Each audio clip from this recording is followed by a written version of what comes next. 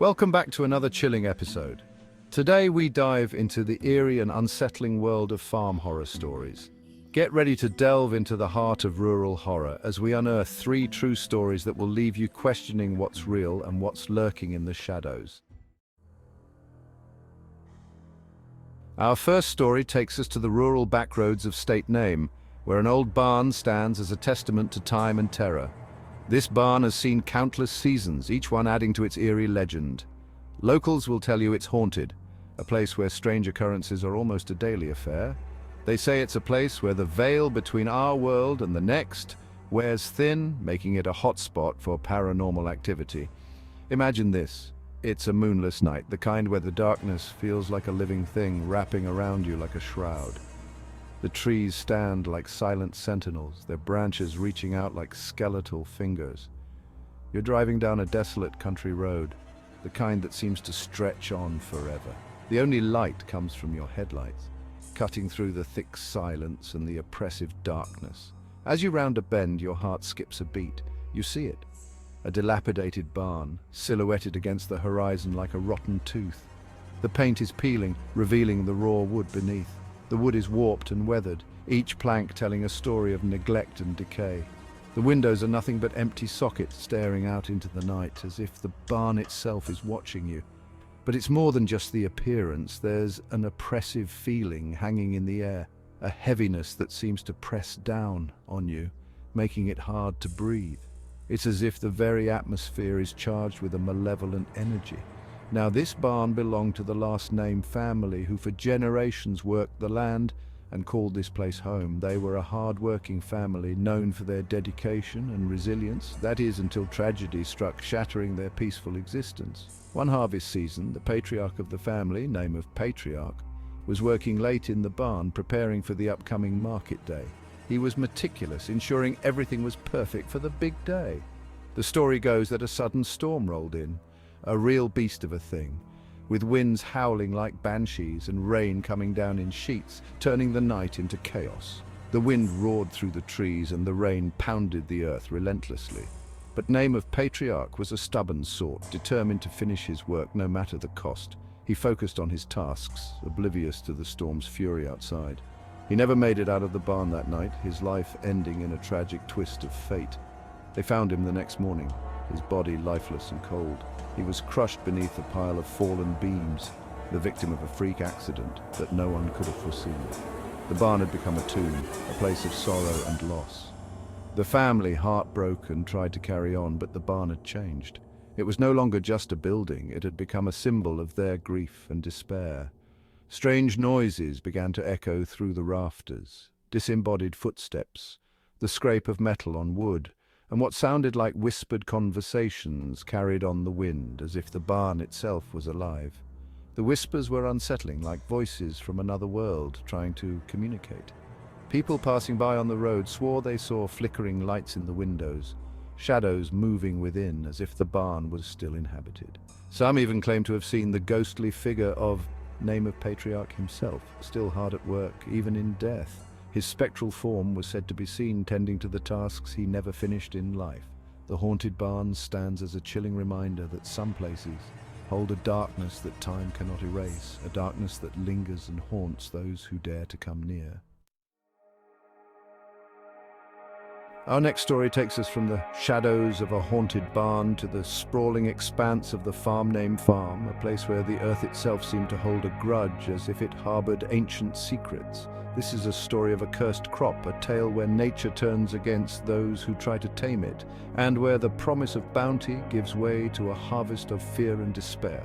Imagine, if you will, a farm that was once the pride of the county, rolling fields of golden wheat, orchards bursting with plump fruit, and a sense of prosperity that radiated from the very soil itself, a testament to hard work and dedication.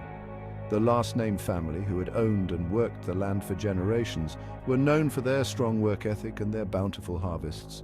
But then something changed, something inexplicable. The crops, once so vibrant and healthy, began to wither and die. The wheat stalks, once heavy with grain, grew stunted and weak, as if drained of life. The fruit on the trees rotted on the branches, and a strange blight seemed to spread across the land like a creeping shadow, relentless and unforgiving. At first, the family dismissed it as a bad season, a stroke of bad luck, something that would pass with time. But as weeks turned into months and the blight continued to spread, consuming more and more of their land, a sense of unease settled over the farm, a heavy weight that could not be lifted. They tried everything to save their crops, different fertilizers, new irrigation techniques, even consulting with agricultural experts, but nothing seemed to work, no matter how hard they tried. The land, once so fertile and giving, had become barren and unforgiving, a wasteland of broken dreams. Soon, a string of strange occurrences began to plague the farm. Livestock fell ill and died for no apparent reason, adding to the family's growing despair. Tools broke in unexplainable ways, and accidents, some minor, some much worse, became an all-too-common occurrence, casting a shadow of fear. Whispers of a curse began to circulate among the neighboring farms, spreading like wildfire. In the end, the last-named family, broken and defeated, were forced to abandon their ancestral home, leaving behind the cursed crop and the unanswered questions that lingered in the air like the stench of decay, a haunting reminder of what once was. Chapter 3: The Phantom Farmer. Our final story takes us deeper into the heartland, to a place where folklore and reality intertwine, where the line between this world and the next blurs under the light of a harvest moon. Here, the past and present coexist in a delicate balance, and the whispers of old tales can still be heard in the rustling of the cornfields. This is the tale of the Phantom Farmer, a spectral figure who roams the fields at night, a harbinger of fear, and a chilling reminder that some debts are never truly paid in life. His presence is a ghostly echo of a time long gone, yet his influence lingers, casting a shadow over the land. Picture this. It's a cool autumn evening, the air thick with the smell of damp earth and decaying leaves. The wind whispers through the trees, carrying with it the faintest hint of something otherworldly. You're driving down a deserted country road, the headlights of your car cutting through the darkness. The road seems to stretch on forever, a ribbon of black asphalt winding through the endless fields. In the distance you see a field, illuminated by the eerie glow of the moon. The light casts long, haunting shadows that dance across the landscape. As you get closer, you notice something strange. A sense of unease settles over you, as if the very air is charged with an unseen energy. There in the middle of the field is a figure, silhouetted against the moonlight. It stands motionless, a dark shape against the pale glow. It appears to be a man dressed in overalls and a wide-brimmed hat, just like any other farmer you might see in these parts. Yet there's an air of mystery about him, something that sets him apart from the living, but there's something off about him. His presence feels wrong, as if he doesn't quite belong in this world. He moves with an unnatural grace, his steps silent and swift, as if he's gliding over the uneven terrain. It's as though he's a part of the night itself, a shadow among shadows. And then you realize what's truly unsettling. He's ploughing the field. The rhythmic motion of the plough cutting through the earth is both mesmerizing and terrifying, but it's the dead of night, and this farmer, he's not using any ordinary tractor. The scene is surreal, like something out of a dream or a nightmare. The ghostly silhouette appears to be guiding a team of horses, their spectral forms barely visible in the darkness, pulling a plough that kicks up furrows of fresh earth. The horses move with a spectral grace, their forms flickering like candle flames in the wind. Legends of the Phantom Farmer have been passed down for generations in these parts. Each telling adds a new layer to the mystery, a new detail to the haunting tale. Whether the Phantom Farmer is a vengeful spirit, a lost soul seeking redemption, or simply a figment of our collective imaginations, his story serves as a chilling reminder that some places hold a darkness that defies explanation. The fields he haunts are a testament to the enduring power of folklore, a place where the past is never truly past, and the present is forever haunted by the echoes of what once was. So there you have it, 3 chilling tales from the heartland, where darkness falls heavy and the shadows hold secrets best left undisturbed.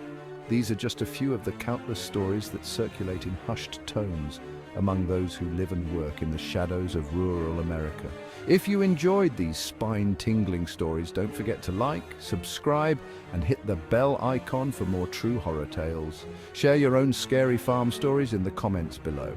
Remember, the next time you find yourself driving down a dark country road, keep your eyes peeled and your ears open. You never know what might be lurking just beyond the reach of your headlights.